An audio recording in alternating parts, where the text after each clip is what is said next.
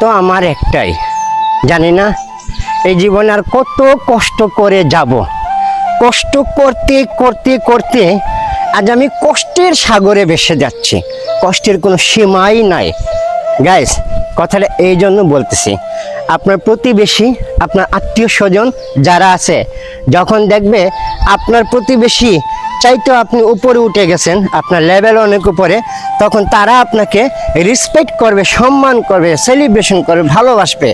আর যখন আপনি সেই আপনার আত্মীয় স্বজনের তুলনায় আপনি সমান সমান হবেন না, আরও নিচে নেমে যাবেন, তখন তারা আপনাকে আর নো অ্যালাউ করবে, মানে আপনাকে ঘৃণার চোখে দেখবে, আপনাকে অহংকার করবে, আপনাকে সবসময় দূরে রাখবে। এটা কারণটা কি জানেন? ভালোবাসা কখনো মানুষকে ছাড় দেয় না, কিন্তু এই আত্মীয় স্বজন, এই প্রতিবেশী টাকা, অর্থ, সম্পদ আর নিজের বিলাসবহুলতা দেখলেই কাছে আসে, তাছাড়া আসে না। তাই বলছি, এখনো নিজেকে নিয়ে ভাবুন, নিজেকে সময় দিন। I love you two.